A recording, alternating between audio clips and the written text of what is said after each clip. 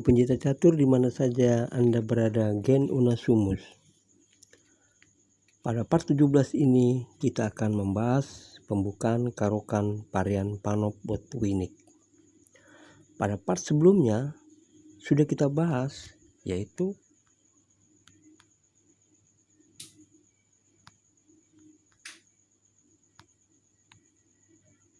di mana pada langkah keempat dalam bangunan seperti ini, langkah hitam beberapa pilihannya adalah kuda F6 yang sudah kita bahas, dan yang sekarang akan kita bahas adalah kuda C6. Jawaban terbaik dari kuda C6 ini adalah kita langsung memukul bidak di D5. Ketika terjadi pemukulan dengan menteri, kuda kita menjaganya di F3. Seandainya bangunan seperti ini, ya, gajah mengancam di G4 dengan tujuan adalah untuk menekan bidak yang di D4, yaitu melemahkan bidak D4, maka jawaban putih adalah gajah E2. Dengan terjadinya gajah E2 ini, bidak D4 tidak dapat dimakan oleh hitam, karena ketika terjadi pemukulan di gajah F3, maka di sini akan tempo memakan kuda, mengancam raja. Apabila hitam memaksakan ingin mengambil bidak di D4 ini dengan kosong-kosong panjang, kita sebagai pemain putih akan menjawab dengan kuda C3 dan menjaganya di gajah E3. Dan di sini ketika hitam ingin memaksakan terus ingin mengambil bidaknya di bidak putih di D4 dengan E5, maka putih bisa memakannya dengan kuda ke E5. Jika hitam memukul kuda lebih dulu, maka gajah kita mengambil gajahnya, mengancam skak. Tapi apabila hitam memukul gajahnya di E2, maka menteri kita memukul di E2. Ketika kuda memukul, tidak ada lagi openan benteng dan menteri.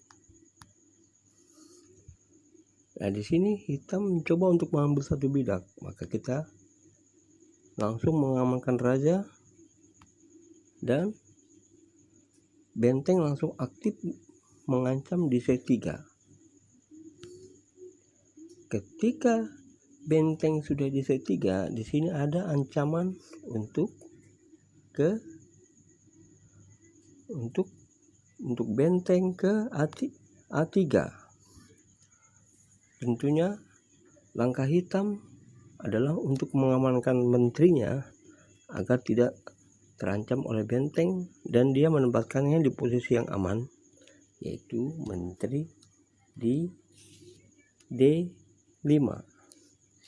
Sampai di sini kelihatan sekali bahwa keunggulan putih sudah mulai kelihatan, ya, dengan gajahnya ini mengancam benteng sambil membuka penjagaan bidak di E5.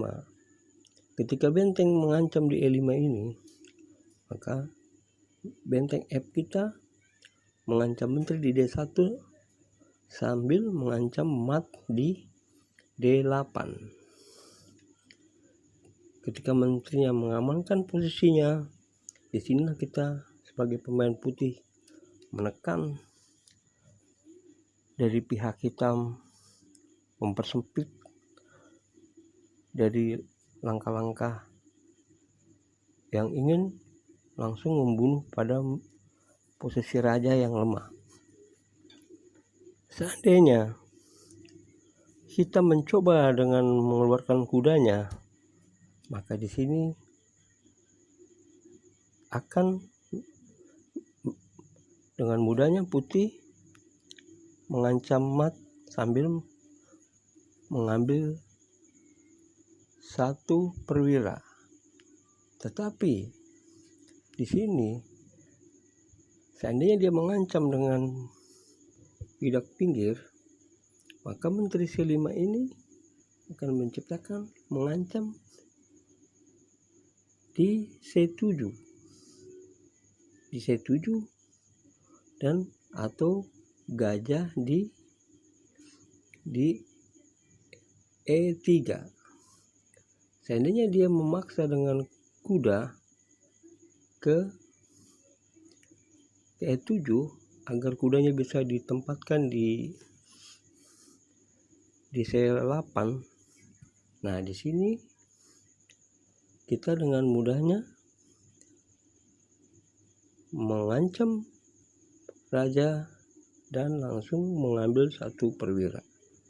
Tetapi apabila di sini hitam memaksa mengadu menterinya di C6, maka di sini hitam memundurkan menterinya sambil mengancang-ancang untuk membunuh dengan gajah ke E3. Dan disinilah gajah E3. Sampai di sini kelihatan bahwa tidak dapat lagi ditolong langkah-langkah putih.